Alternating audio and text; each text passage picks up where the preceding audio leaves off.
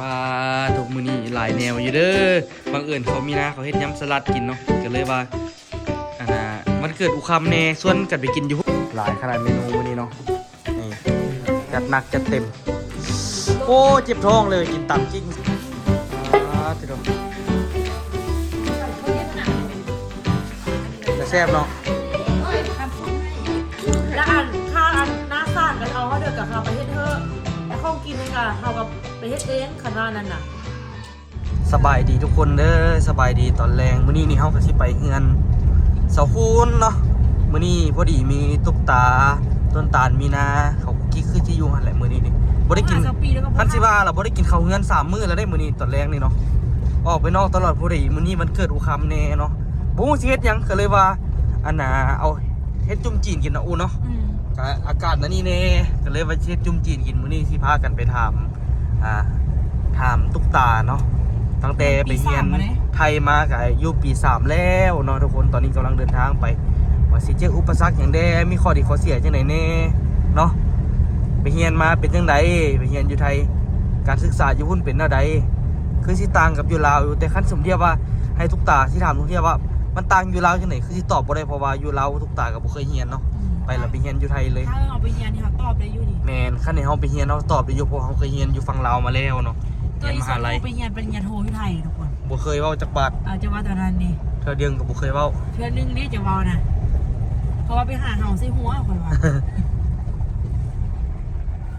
มันเฮาเนาะมันเฮาบ่ฮู้ว่าเฮาเรียนมาแล้วเฮาสิไปต่อยอดจังได๋คันว่าเฮาเฮ็ดเวียกเฮ็ดการเฮาก็สามารถเอามาปริญญาโทต่อยอดอยู่อันนี้เฮาเฮ็ด YouTube เฮากับบ่เท่านี่ปานใดดอกบ่เท่านี่พูดตกตาบ่เท่านี่พูดไปเฮือนเอาง่ายเถอะบ่ว่าสิเว้ายากเว้าง่ายเถอะบ่กินจุ่มอายมาอันนี้ก็ง่ายดีเลย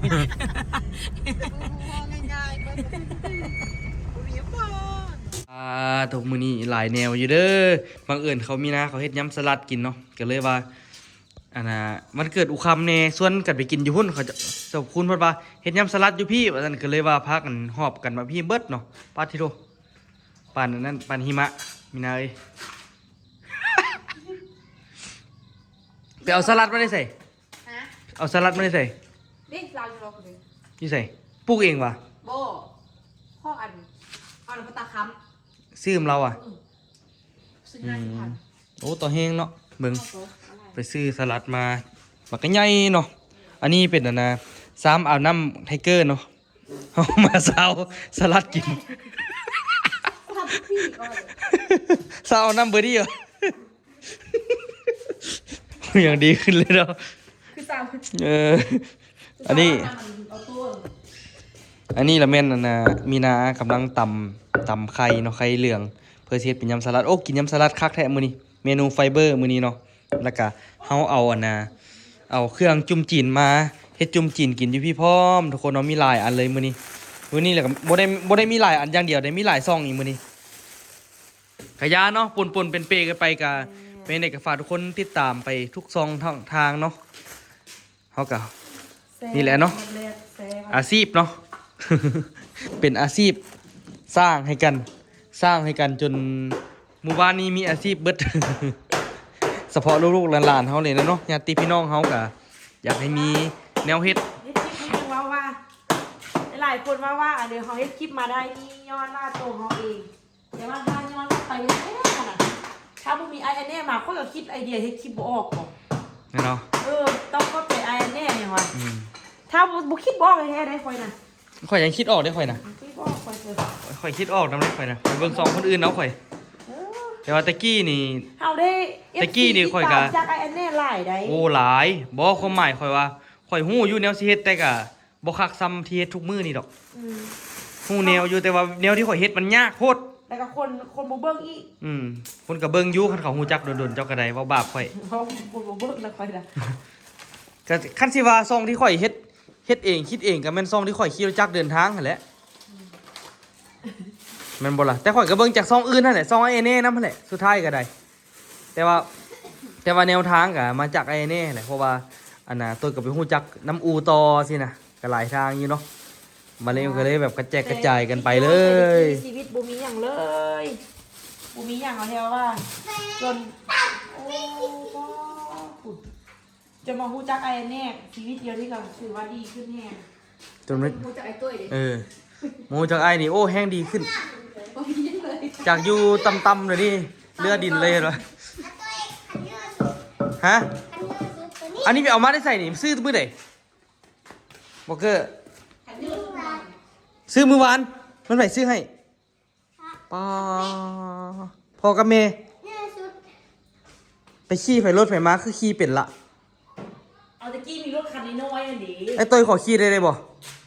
ฮักดิไอ้ตัวขี่ ขอขี่เนี่ยบ่ได้วะ ไอ้คำว่าฮักคันขี่นะคันเกอร์ แกงหัวขอฟับขอขี่วันหนึ่งเด้อร้องขี่เด้ออ้าวไปอยากก็บ่ให้ขี่ เดี๋ยวสิฮักเด็กไปว่าดิ ขอขี่ในแม่บาทหนึงนี่นะ เด็กหัวของความเลย เมื่อขอขี่เบอร์หนึงนะเกิดเด้อขอลองขี่ออกไปนอกเบอร์หนึงเนอะออกไปนอกไปซื้อขนมออกไปเงินเบอร์ดี้ซะนะ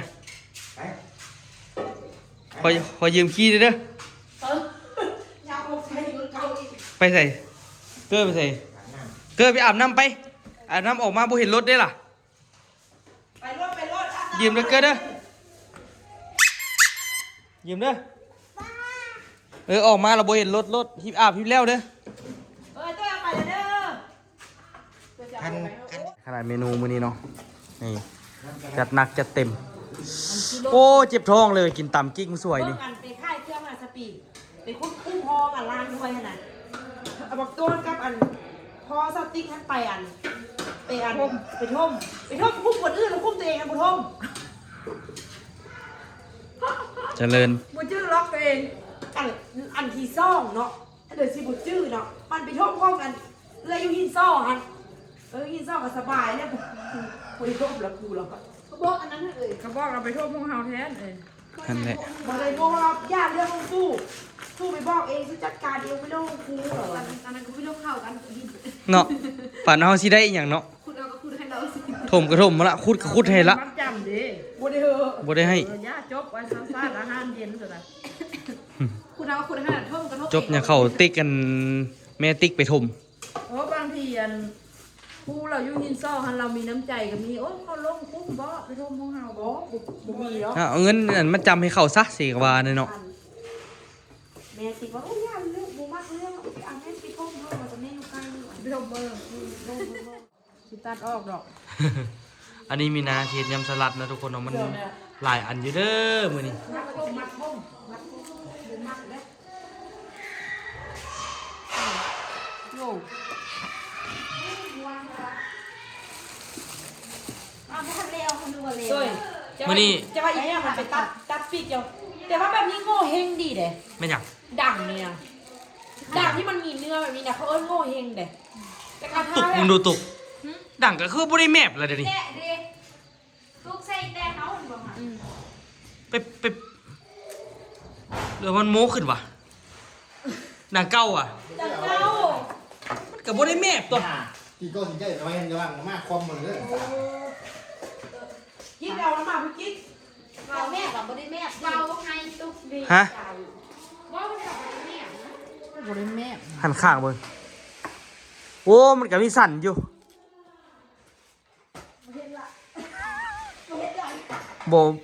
กับคือบ่ได้แมปเพลงเนาะ มันเขาเห็ดมันเนาะเน่าเขาตายเนาะ โอ้อันบางคนเฮ็ดล่ะบ่ถึกนี่ได้ไปแก้ฉันน่ะโอ้ย บางคน ไอ้ต้น สิเกาเรือ เออแก้แล้วแก้อีกแก้แล้วแก้อีก เจ็บตอนแกเนาะ เจ็บกระซัวมันสิแล้วเนาะ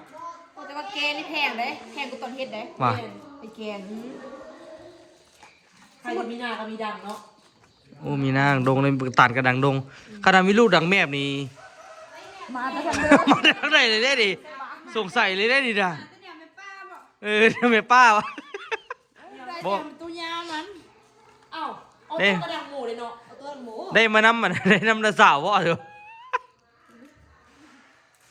ใครไปออโต้มันดังหมู ก็ เนาะ ไอ้ตัวว่าไอ้ตุกเรามีดังแปลว่าอันนี้มันอันนั้น ตัดซื้อดังตัด เป็นยังไงดังตัดน่ะเด้ ซื่อ มันบ่มีง่วงเลยเนาะนะ เขาว่าเขาอย่าไปตัดปิดจมูกเขาว่าดึงขึ้นแล้วแบบมันมีหมวกออกมาเลยเขาตัดปิดจมูกนะเห็นแม่แพงเบิ้งหัดไหมด้วยหัดนะ มันก็ขึ้นอยู่เนาะ ใจเก็บอะไรแล้ว หัดอันนี้ หัดวะ อะไรหัดเห็นปะ เห็นอยู่ บอมันตลก มีนาก็ดังดงนี่เนาะมีนาเนาะ น่ารักมาก เขาเฮ็ดมาดิแม่เฮ็ดให้น่ะ แม่เนี่ยนะก็เลยคำนะมีไม่อยากคำดังนะแม่ดังให้ ไอ้คำดังงามมึงดูไอ้คำมึงดู ผู้สู้ดังมันเกิดจากคนพัน ตอนไปเฮียนยุ่ คิดว่าแมงงอด แม่เงาหรอเราพอที่สปีไล่ไปแล้วเด็ดกิ๊กเด้อ ใส่เต็มที่เนาะ นี่น่ะเต้าหู้เอาไปต้มกินอะไรกูฟ้าตัก คิดว่าเอาแกงนี้ออก ตัวเด็ดเป็นเงี้ย ตัดเป็นครึ่งตัดเป็นครึ่งเอา ไป ทีเดียว คนนี้มันอะไรเป็นอันนี้น้ำ จะแซ่บเนาะ เฮ้ยข้ามเปียก โอ้ใส่ทำขำเปียกว่ะโอ้หากู หนาวดิ กับผมบอกเนาะซื้ออยู่ห้านในแม่ห้านในบักหลาย ก็ไอ้มาแม่กับบนซื้อทานนี่ อันนั้นเลยจ้ะ อุตส่าห์เอาอันปูม่ามากับจงไปใส่ปูม่าได้ไหม มีแล้วมีบ้านมันฝาจำไป ดิ จำไหม ใหญ่ว่ะใบว่ะมันสวยกินตำหุ่งตัวเจ็บท้องอยู่นี่ ไฟเครื่องอยู่บ่บ้าน เครื่องน้อยโพด เราอันมั่งทีนี้ ตำเมื่อกี้แซ่บอยู่นะมันสวยนี่นะ เราดูเชื่อเนาะ แต่อยาเผ็ดคือมันสวยเด้อ อาจารย์มาตำมันพุ่งแซ่บกูแซ่บ มันต่ำเค็ม โบถ้าตัวเนี้ยก็แซ่บว่ะ หูรสชาติเลยว่ะ ไปเอาไม่ได้ไปปี เบื้องบนเนี่ยมันใส่ต่ำมันต้องใส่กับพี่แรกพี่แรกเป็นน้ำมันอยู่เลย โบแซ่บเราแซ่บเราแซ่บอย่าย่องได้ลูก บอกก็ออกเค็มอยู่แต่ว่าอยากกินตำ ไปกินว่าก็แซ่บอยู่ ไอ้นั่นโคตรเลย ก็เนี่ย เดี๋ยวไหม พอนั่นโดนร้ายเลยอันนี้ยำชิ้นไม้ออก ยังบริใส่ ยำสลัดนี่บอลมันแซ่บนี่โบเป็นอย่างได้นี่ แซ่บแบบนี้เลย กินเฮ็ดมือดองอ่ะเนาะ มันแซ่บน้ำมันนั้น มันเอาเดือดโซ่เดือดละกระปุกจะหมดแล้วแต่ไปยักมูมัน มันแซ่บน้ำมันอ่างอาบน้ำของไทเกอร์นี่ อันนั้นบดี เบอร์ดี้เนาะตะกี้เด้ซ้ำบักใหญ่ใหญ่กว่านี่อยู่บ้านค่อยน่ะแค่ซ้ำบักใหญ่อ่างอาบน้ำพอสด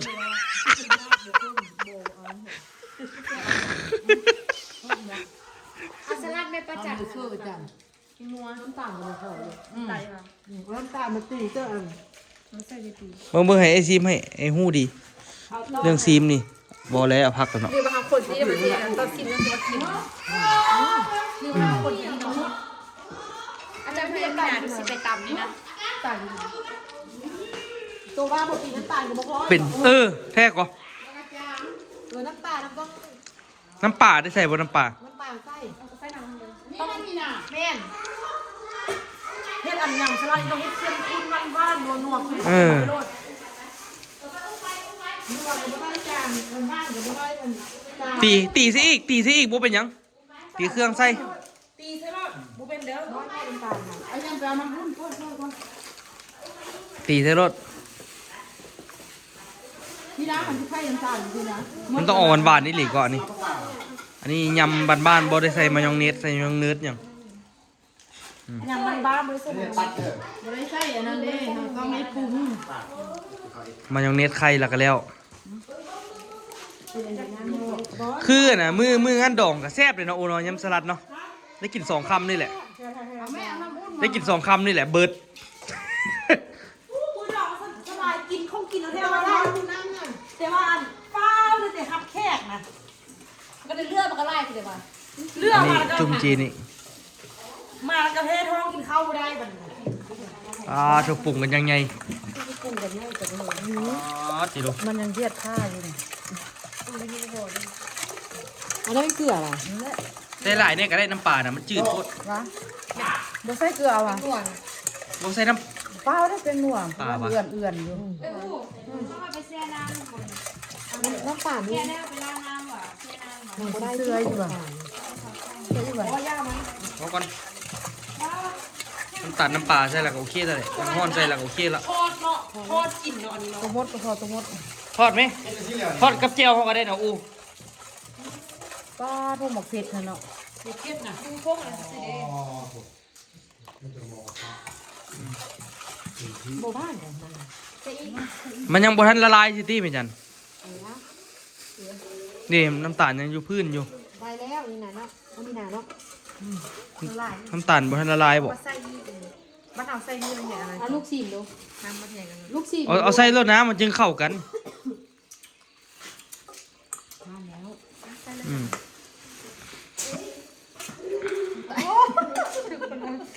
มันบอกเขาเนื้อเขานั่งที่พุทธทุ่งเหมือนสาวเลยเนี่ย แม่นก็แท้เป็นน้ำใส่ถุงมือบ่มันจึงบ่เข้าเด้อเขานาง เอาบ่อแห้กับขี้ยาว เออ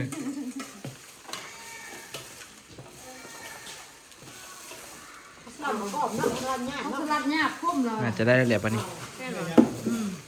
มันจังเลยโบบ้านเรื่องเขาน้ำอะไรใจมันมีหนาเนาะของเมนเนาะตู้กระดกกอดมีหนา บ่หลายบ่ต้องย่านมาสิเฮ็ดให้เบิดหมดไปได้พริบตาเลยนี่น่ะ ช่วยแล้วอ่ะ เป็นจังได๋บ่ยังเบิ่งหน้ากันบ่ได้ มันสั่นเกิน กองในตุ้ยตอนมีหนาเจียง มีนาเปิดแฟลชได้หัวบ่เปิด เอาของมีแฟลชมีนาก็แล้ว เอาหน้าเลี้ยวลงไปเลย เครื่องบูโพแล้วก็สิบลายอ่ะก็ขึ้นมาดูน้ำเขาน่ะน้ำมันเพิ่มเริ่ม นี่เอาถุงมือตีเอา กดช่องมือแล้วแหละ เฮ็ดหลายๆเบาหวานสิขึ้น จ้าง ใส่ไข่ใส่มะถั่วลงไป จับตัวไส้เหมือนกันนะโอ้คุณจะไม่เอาลืม ของแท้ของแท้ ของแท้ๆเบยเช่นนั้นคือว่าโบราณเรากินยำก็นะของแท้ๆบ่า แล้วก็เวิดยำมันล่ะเนาะ เลือกกระไร พอละคนหลายๆมันย่อมมันละ แม่เดี๋ยวนี้พุ่มมีนาวพองเลยได้แล้วลูกชัตเตอร์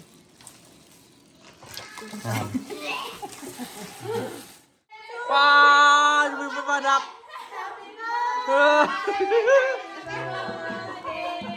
เนี่ยกู82 ปีแล้วมาดิว้า ปักอันเทียกับเลือดแป้งซอกพี่อะไรล่ะ โอ้สมพ่อปะนี่เนาะ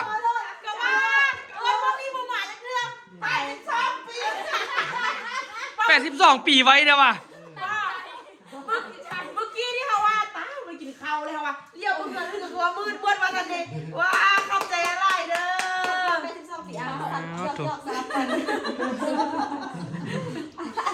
อะโต้เป่าเค้กอะโต้ โต๊ะโต๊ะ เป่าเค้กเอาไว้ คนที่แต่คนที่ตาพวกนี้หนึ่งเลย ปูเป่าตัวนะเด้อ ก็อูเมื่อกี้82ไทยก่อนเมื่อกี้ เอาเขาเห็นเป็นต้องเลยเนาะเด้ก็มาอยู่พรุ่งนี้ไปตลาดคำเถอะวะเด้เอาคณะ อูคำเซอร์ไพรส์อูคำอันนี้เป็นความคิดข่อยเด้อต่อไม่ได้เห็นป่ะมืดอยู่บ่เฮ้ย ให้ชิมมันก็ได้อันนี้มีหามากก่อน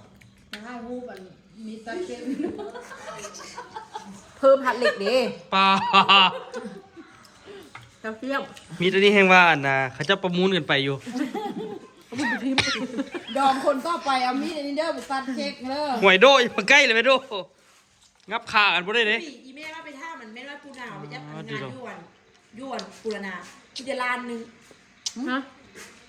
ร้านเดียว ค่าจะเราท่ายืนอ่ะลานเดียว มาไป จัดแล้วเนาะ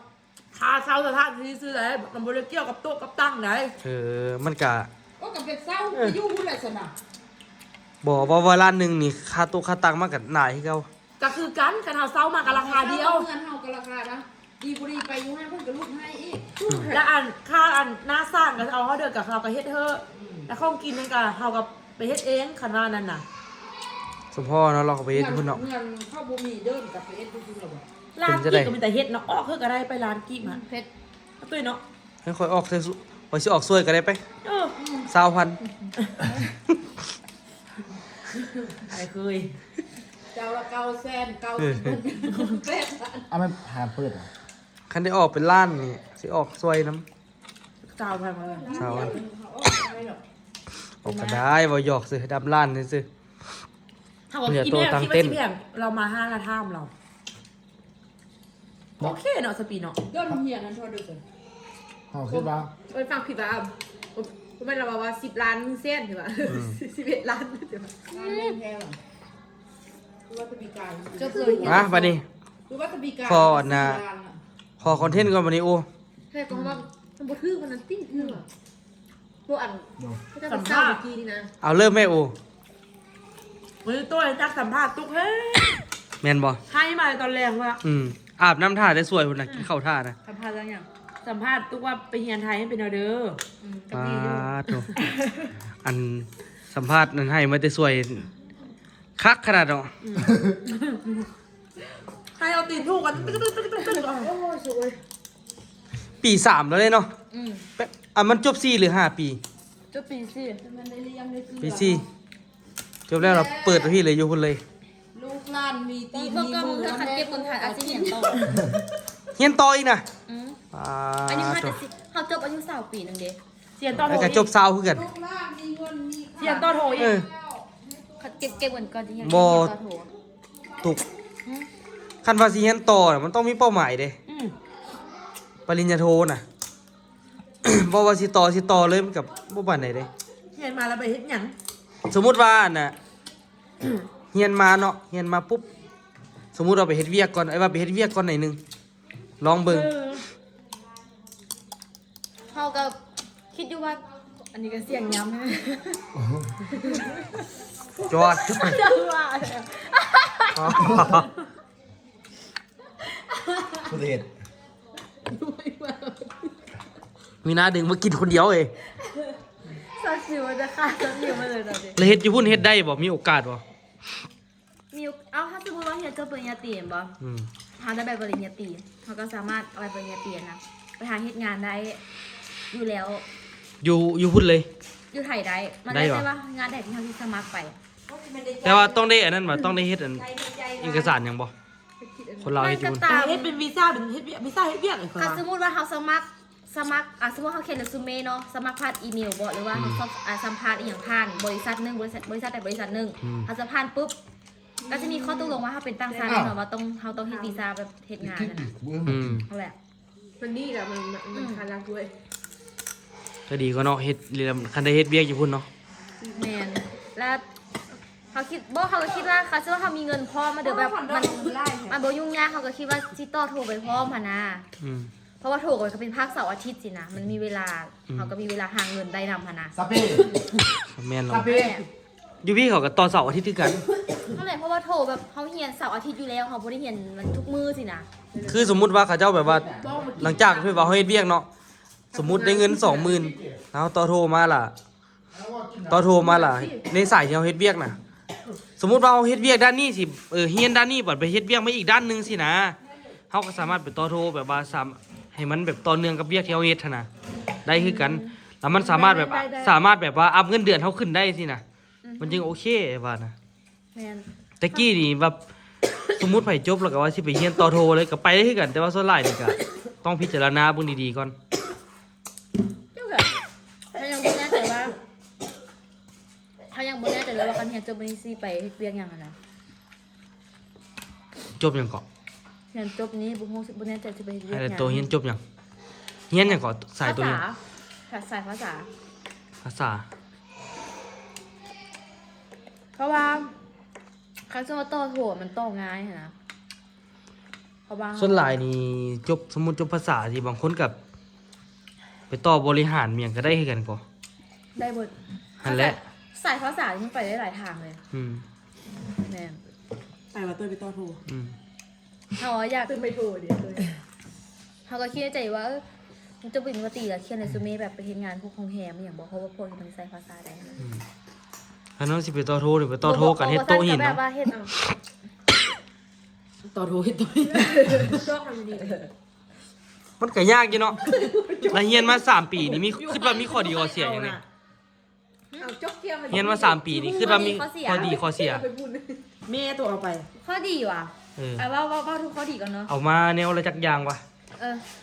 แล้วลองเว้าไปเลย อ่ะข้อดีรู้สึกว่าเขาเฮียนนี่คือสมมุติว่าเขาตอนเขาอยู่ลาวบอกเขามีเป้าหมายว่าเขาอยากเฮียนแบบแล้วเขาจบมาเขาอยากเห็นนั้นเห็นนี่อะนะ อืม แต่พอเข้าไปเฮียนน่ะนะเขาก็เจอคอนเนคชั่นดีๆคอนเนคชั่นใหม่ๆค่ะนะ อืม นั่นแหละเขาก็ได้ความรู้ใหม่ๆเรื่อยๆบางทีเขาก็ได้มีวิธีการหาเงินที่บ่แม่นแค่เฉพาะตัวนะไป ตัว เฮีย ต้อน ง ค่ะนะ ตัวต้องบอกเลยว่าคอนเนคชั่นเป็นอย่างไอ้ตุ้ยบุ้ง ฮะ คอนเนค ก็ ชั่น เวอร์เกินไป ไว้ให้ตัวหินเลย อืมแนวทางไปต่อ แนวทางแบบว่าเขาเจอ ก็บ่เวอร์ก็ให้เอาว่าเนาะ บ่ได้บ้านนอกบ่ได้จบปริญญาตรีอยู่ เอายันซื้อคือว่าตลอดยันพอเข้าใจคำว่าคอนเนคชั่น บอกบ้านนอกคักบ้านนั้นเนาะจบปริญญาตรีผังเมืองอยู่ดิ นั่น จ แห บ ละ ไปจบยุ่งบุบเลยคอนเนคชั่นเนาะ แต่ว่าเท่าที่ไปเฮียนข้อดีน่ะ มันได้แบบมัน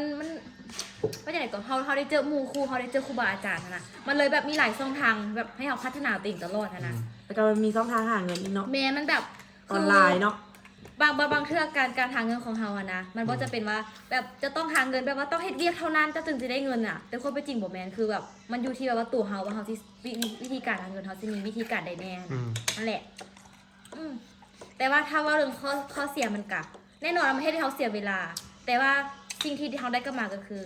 ความรู้ที่เขาได้กลับมาแล้วก็ได้ใบเบิกทางในอนาคตของเขาบางทีเขาเรียนจบมาสมมติเรียนปริญญาตรีปริญญาโทบางคนถามว่าเป็นอย่างคือเรียนปริญญาโทยังเรียนปริญญาตรีสินะแท้จริงแล้วเขาบ่ฮู้อนาคตด้วยซ้ำแต่ว่าแค่แบบเอาไว้เป็นใบเบิกทางของเขาอะนะบางทีเขาเรียนจบปริญญาโทมาเขาอาจจะเฮ็ดอย่างอื่นที่แบบบ่ได้เอาใบปริญญาโทไปเฮ็ดก็ได้แต่อย่างน้อยเขาก็ถึงแม้ว่าเขาบ่อยากที่เรียนของเขาก็หันกลับมาเอาใบปริญญาโทไปเฮ็ดงานก็ได้ อืม สิวะ ข้าวระบบไม่มีใบเบิกทางนะ มีแต่ ใบยาง ใบยา บ่ตัวบ่มีดอกไว้เบิกทางน่ะมีแต่ขอบเมียบ่ได้ไอ้เบิกทางมานั่น เบิกตลอดเอาเลย บอกอะตั้งแต่เฮียนมานี่ก็รู้สึกว่าคือกันเบิดมันแบบว่าตอนเฮาเฮียนกับตอนเว้าเฮียนนี่น่ะความคิดมันคนละเรื่องเลยเห็นบ่ แม่ มันไผก็สิแบบฮู้ไผเฮียนจบมาฮู้ดอกเรื่องนี้นี่น่ะคือต้นตาลถึงกันไปเฮียนมานี่โอ้ห่านได้ดิฮู้เบิด ก็ไปหาที่เดียวไปหากินเบียร์ อยู่บ่ได้นี่ฮู้เบิดอยู่เจได้หอมได้ฮู้เบิด คือใครเนี่ย คืออัน อาจจะบอกต่อ หลายๆคนมากว่าที่ยันนะต้องเลือกต้องเลือกบางคนมากว่าที่ยันเนี่ยต้องเลือกโรงเรียนดีๆต้องเลือกอะไรเหรอ โมเปรี้ยวเลย เกี่ยว เพราะบ่เป็นชาวนาเห็นบ่ แม่บอลเพราะว่า ตัวเองเลย บกเกี่ยวยันมาอย่างเขาเคยเห็นคนที่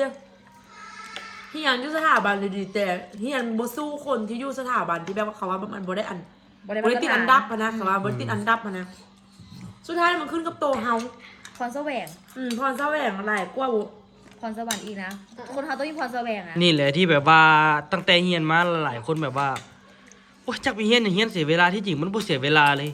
ประเทศไทยความคิดเฮาเปลี่ยนไปหลาย ตะกี้บ่อยากเรียนหนังสืออะ เออ ตะกี้ตุ๊กบ่อยากเรียนเด้อ ไม่อยากเห็น บ่อยากเรียนยันว่าค่อยเรียนจบมาแล้วค่อยบ่ได้เฮ็ดเวียกแล้วค่อยมาเฮ็ด YouTube แล้วตุ๊กว่าสิเรียนตื้มไปเฮ็ดหยังคือไอ้คำกันยังเรียนมาแล้วก็บ่ได้เฮ็ดเวียกในเซียนน่ะเนี่ยบ้านนี้มันเข้าใจแล้วบ่บ้านนี้หั่นน่ะแบบ เราเลย ว่า เข้าใจความหมายนั้น บอกแล้วว่าหลายคนว่าโอ้ยเฮียนมากก็เสียเวลาละล่ะมันบ่ได้เสียเวลาเลยทิ้งที่เฮาเฮียนไปนี่มันเฮ็ดให้การเฮียนฮู้การ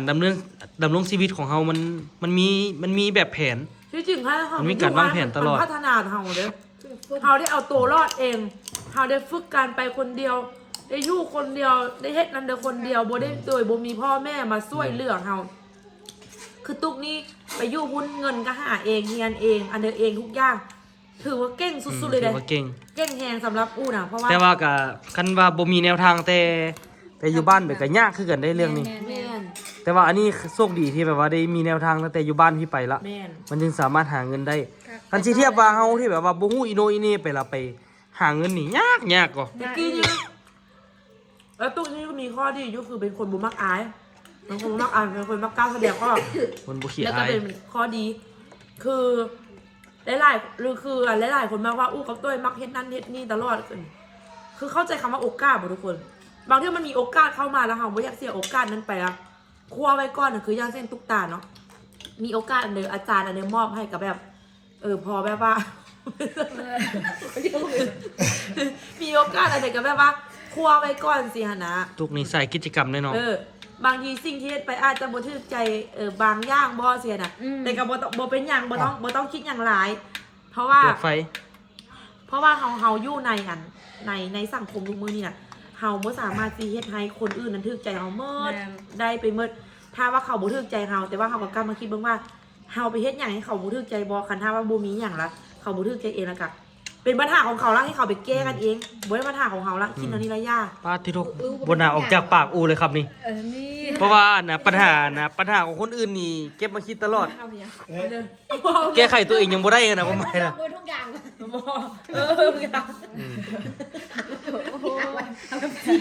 มัดมืออารมณ์กัน โอ้ตั้งเหลือเนาะ อันก็ข้ามอันปลาหมึกเสื้อกันเสื้อ เดี๋ยวนะทุกคนเนาะข้อดีของการเรียนทุกคนเนาะ คิวเลย คิ้วปลาหมึกกินไหมคิ้ว ข้อเสียนี้มันเรื่องถ้าจริงมันก็มันบ่มีข้อดีมันบ่มีข้อเสียเลยมันแล้วแต่ว่าเขาแบบมีความคิดเห็นกับเรื่องนั้นได้ซื่อ มันก็มีข้อดีเพิ่มข้อเสียบ่มีหรอกก็มี เดี๋ยวนี้ตอบได้ ๆ เดี๋ยวนี้ แล้วแต่นะ เดี๋ยวนี้ถามคำถามแบบนี้มันตอบได้แล้วแม่นบ่ ข้อเสียก็ เมื่อกี้นี่บ่ฮู้สิตอบได้คันถามมานี่แม่นบ่ มันก็อาจจะเสียเวลาครับก็อาจจะผิดพลาดไปในบางอย่างนั่นแหละ บ่เสียดอกเวลาบ่เสียดอก เวลาก็บ่เสีย เท่เวลาบ่เสียดอก จะไกลครอบครัวหน่อยนึงแล้วเวลา อืม มีปัญหาเรื่องสุขภาพนี่ย เวลาคิดฮอดอ้ายสินะบ่ฮู้สิเฮ็ดจังได๋สินะ บ่มีคนเทคแคร์ โอนกันได้ นะคะ โอนกันได้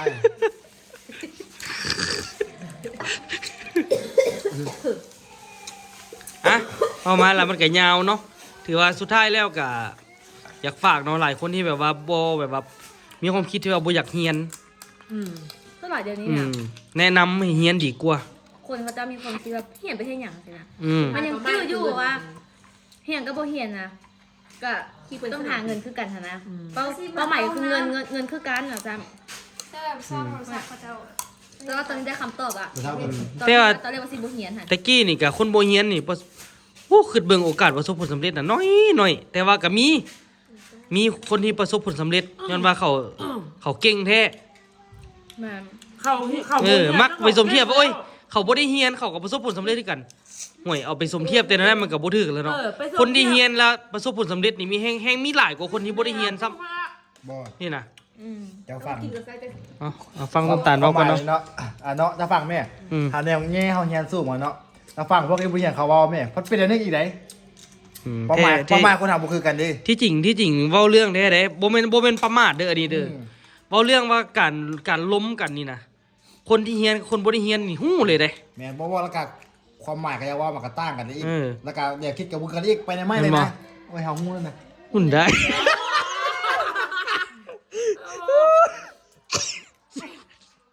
โอ้ตาย ตัวอย่างหัวต้นตาเนี่ยหัวมันว่า เอาแม่นนะเอามากระทืบกัน กระถึงแล้วฮันแบทแมนอยู่แถวไหนก็ตาตั้งรักอยู่แถวไหนตาลเคยไปอยู่อ่ะนะทุกคนบ่มาแล้วมันก็ยาวนะทุกคนเนาะเอาเป็นว่าฝากทุกคนฝากกดไลค์กดติดตามเพื่อกันได้เนาะแต่ว่าก็อยากให้แบบว่าอยากนำเสนอว่าเป็นไผที่มีโอกาสได้เรียนนี่ถ้าเรามีโอกาสก็ให้คว้าโอกาสนั้นไว้ซะขอให้จบปริญญาตรีเทียนอย่างจึงว่าน้ำหลัง ทุกมือนี่เนี่ยมันหาเวียกง่ายก้นสมัยอู้กับต้ยสมัยอู้กับต้ยไงเขาจะหาเงินเรียนต้องเป็นเด็กเสิร์ฟ บอกข่อยบ่ได้เป็นแม่คน เอา รวย สมมุติชนหลายธนามู่นะเขาจะเป็นเด็กเสิร์ฟจะเป็นผู้ช่วยครัวจะเป็นอันนี้ แต่ว่าสมัยนี้น่ะเวียกอยู่เวียงละลายเขาประ ห กา ลา ศ ยแฮงแล้วนี่หลายอีหลี เขาประกาศฮับอัน หลายจนล้น แพ็คเครื่องขนาดขนาดแพ็คเครื่องซื้อของอย่างเงี้ยเดือน5 ล้านได้ เดี๋ยวนี้หลายจนล้นอีหลีเวียกนะ แพ็คเป็นกะได้บ่ได้แพ็คเบิ้มืออีกได้กะเตากะสวยกะแรงแล้วแต่คันท่าเอื้อยน่ะคันท่าไปเฮียนน่ะเทื่อคันท่าน่ะไปแพ็คเครื่องออนไลน์นี่เลยนะไปแพ็คเครื่องเขานี่ เนาะคือยังเงินดีเนาะ แล้วก็เฮียนหนังสือไปนำ ต่านนี่เข้ากล้ากัน การทำทุน กล้าคำกล้ายำใดสิบ่มีมือเมาข้าง ก็เขาเป็นจะเสื้อวงแหมพ่อเลยตายตื่นได้5 โมงอ่ะ คุณน่ะออกมาละมันยาวได้นี่นะเอาซ่องคนอื่นมาต่อเด้อไผสิต่อเด้อเวลามันยาวเกินไปแล้วนี่นะ เ